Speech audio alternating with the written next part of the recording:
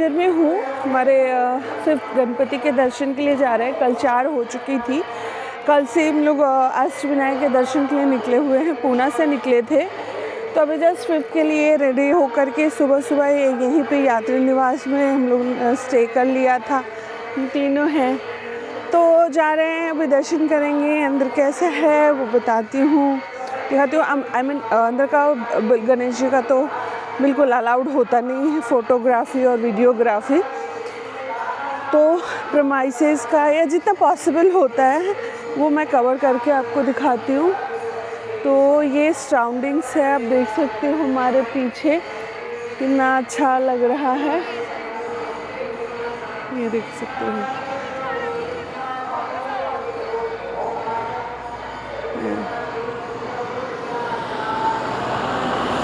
ये के local buses तो भी जाते हैं। गणपति बप्पा मोरया। तो दोस्तों अब हम आ गए हैं विघ्नहर टेम्पल में, जहां हर विघ्न ऑब्स्टिकल का द एंड होता है। ये है अष्टविनायक यात्रा का मेरा 5वां मंदिर, 5वां टेम्पल।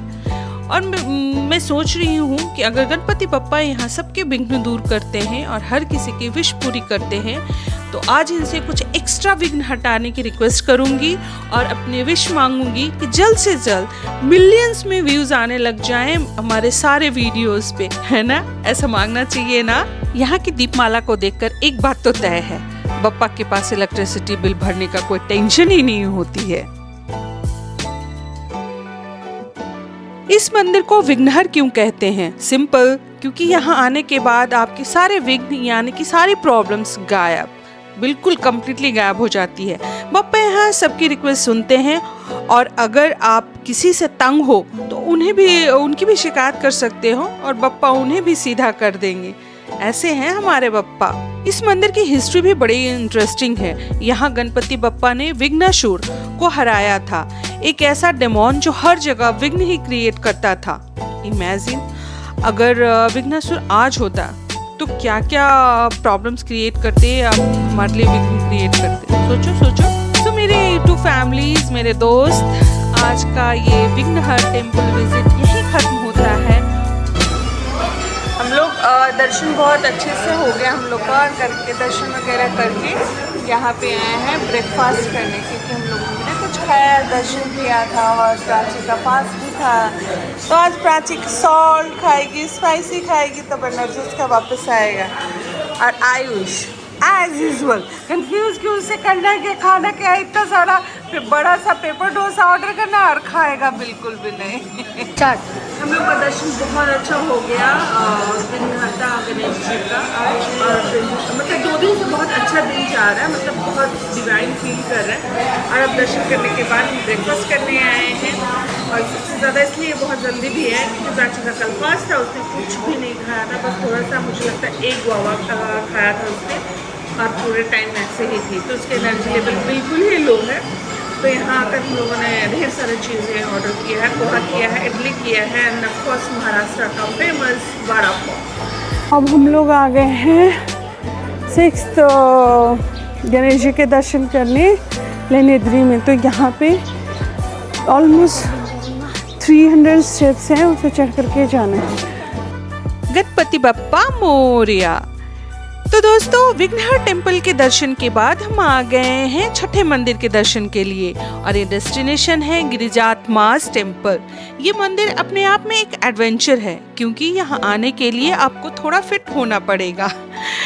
एक्चुअली ये मंदिर एक पहाड़ी के ऊपर है, सो अगर आपको यहाँ का दर्शन करना है तो थोड़ा कार्डियो करना पड़ेगा, है ना? सो बी रेडी फॉर दैट। ये मंदिर लेन यात्री के पहाड़ी पे है और इसका पूरा नाम है गिरिजात्मास, मतलब पार्वती माता का बेटा।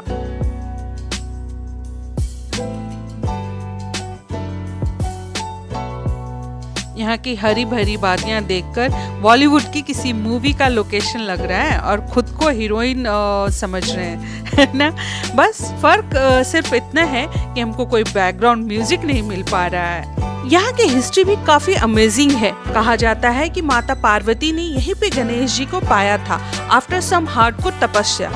So it's not just about a temple visit, it's like stepping into history itself.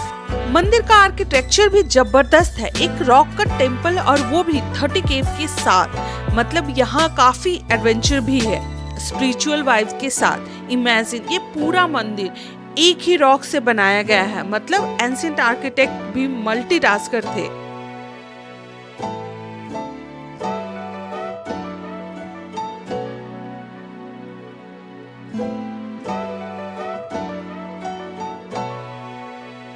मंदिर का अंदर का माहौल बहुत ही शांत है, यहाँ आके मन को एक अलग ही सुकून मिलता है।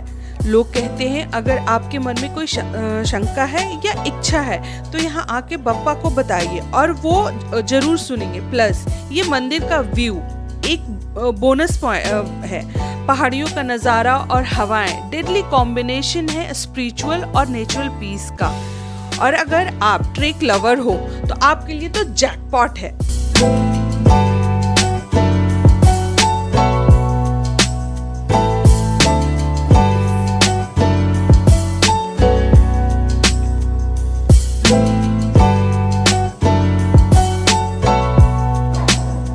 ये था गिरिजात मास टेम्पल का टूर। एक ऐसी जगह जो आपको अंदर से स्ट्रॉन्ग बनाती है और ऊपर से फिट। यहाँ पे पालकी की भी फैसिलिटी अवेलेबल है, जैसे कि जो अगर स्टेयर्स नहीं चढ़ सकते हैं, स्टेप्स नहीं चढ़ सकते हैं, तो उनके लिए, जिसका प्राइस देखो गवर्नमेंट की तरफ से लिखा हुआ है 1000।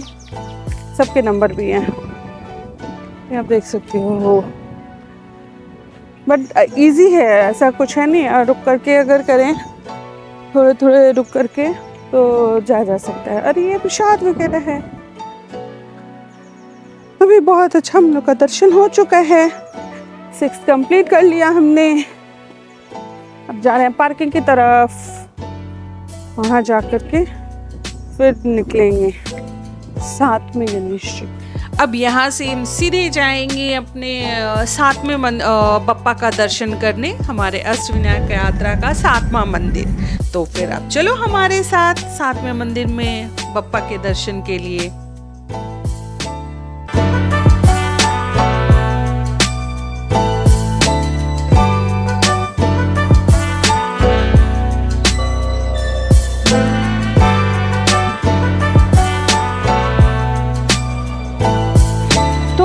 अभी हम लोग पहुंच गए हैं चिंतामणि। देख सकते हो, अगर यहाँ से दिख रहा है थोड़ा सा, मैं पास से भी दिखाऊंगी। तो ये गेट है, पार्किंग में गाड़ी लगा चुके हैं। दिव्या मंदिर यहाँ पे हम लोग तो पुणे से ही टैक्सी कर लिया था, क्योंकि 2 दिन की कंप्लीट 2 दिन में कवर की जाती है सारे जितने मंदिर हैं। वाह वाह वाह। हम आ पहुँचे हैं अष्टविनायक यात्रा के एक और पड़ाव पर, जो है थेऊर का चिंतामणि मंदिर। चलिए इस पवित्र स्थल की अद्भुत यात्रा की शुरुआत करते हैं और बप्पा से अपनी सारी चिंताएं दूर करने की प्रार्थना करते हैं। यहाँ का प्रवेश द्वार ही इतना भव्य है कि अंदर जाने से पहले ही दिल को सुकून मिलने लगता है। और ये पत्थरों की नक्काशी, लगता है बप्पा के लिए किसी आर्ट गैलरी में आ गए हैं।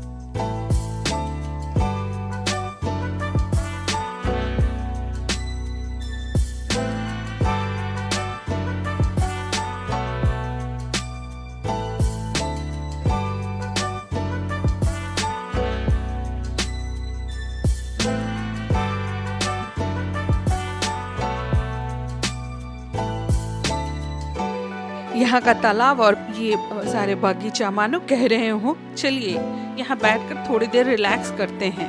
वैसे भी चिंतामणि बप्पा है ना, तो क्या किस बात की चिंता।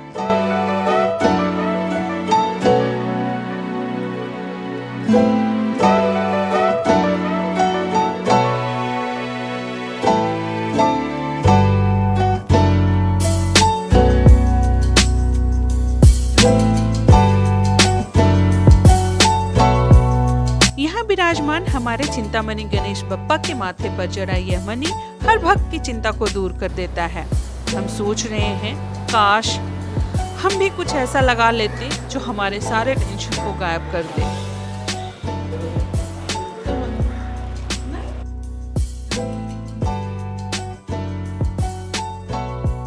और ये है हमारा बरगद का पेड़। सुना है कि इस पेड़ के नीचे बैठने वाले के सारे दुख दूर हो जाते हैं। अब हमें भी सोचना पड़ेगा कि यहाँ के लिए एक वीक का स्टे का प्लान किया जाए। हमारे अष्टविनायक यात्रा का ये पड़ाव जहाँ गणपति बप्पा को वरद विनायक के रूप में पूजा जाता है। तो चलिए इस मंदिर का भी दर्शन करते हैं। यहाँ विराजमान गणपति बप्पा की मूर्ति में सादगी और दिव्यता देखने को मिलेगा। आपको बप्पा यहाँ अपनी चतुर्भुजी मुद्रा में भक्तों को आशीर्वाद देते हैं। ऐसा मानना है यहाँ की कि जो भी सच्चे दिल से प्रार्थना करता है उसकी हर मनोकामना पूर्ण होती है। तो आप भी कुछ भी दिल में लेकर आ रहे हो या कोई ख्वाहिशें हैं तो बप्पा से मांग सकते हो, उनसे प्रार्थना कर सकते हो। और अब हम आ गए हैं वरद विनायक मंदिर के एंट्री गेट पे, जहाँ दीपमाला की अनूठी संरचना इस मंदिर की सुंदरता को और भी निखार देती है। इस मंदिर का निर्माण 1725 में हुआ था और यह अपनी सादगी में भी बेहद भव्य और खूबसूरत लगता है।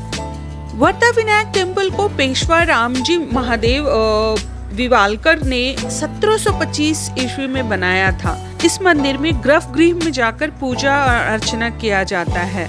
ये मंदिर रायगढ़ के महाड़ गांव में है। मोस्ट इम्पोर्टेंटली ये मंदिर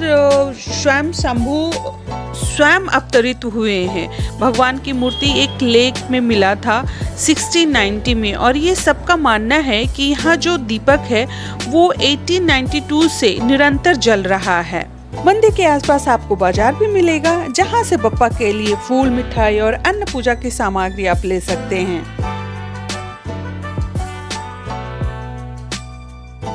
महाड़ की तरफ बढ़ते हुए आपको चारों ओर हरियाली और पहाड़ों का दिलकश नज़ारा देखने को मिलेगा। देखना, इन नज़ारों में खो न जाना। ये सफ़र वाकई में आपकी आत्मा को शांति और ताजगी से भर देता है। वैसे यशराज प्रोडक्शन के अगर फिल्म देखकर आ रहे हो तो गाना गाने का भी दिल करेगा।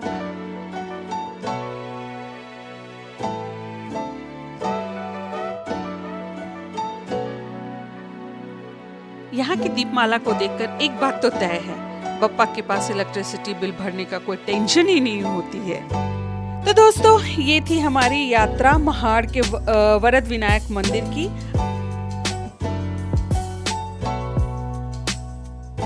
तो हम लोग का यात्रा कंप्लीट हो गया है अष्टविनायक का।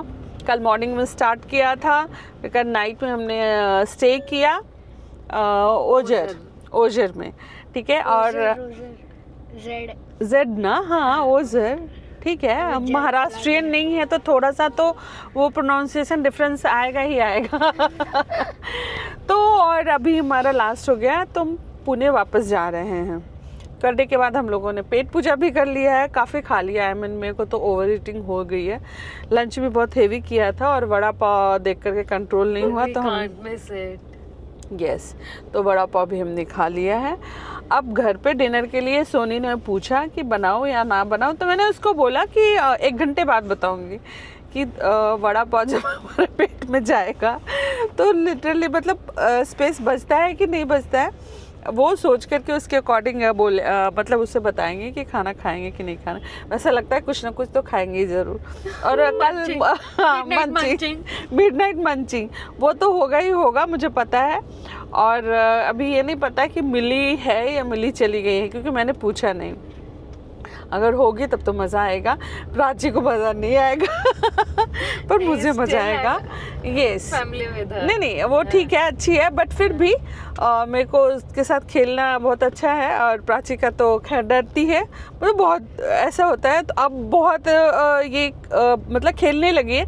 जब फर्स्ट टाइम इसे देखा था तो ये कोई भी पेट से ऐसे भागती थी जैसे बाय गॉड मतलब क्या ही हो गया। पर अब तो बहुत ज़्यादा फेमिलियर हो गई है, उनके साथ थोड़ा बहुत तो एटलीस्ट प्यार कर लेती हैं। और एक और मंकी है हमारे साथ, हमारे गाड़ी में बैठा हुआ, बहुत बड़ा सा मंकी। मैं दिखाती हूँ, ये देखो मंकी। आज ना इसने बहुत परेशान किया है हमें।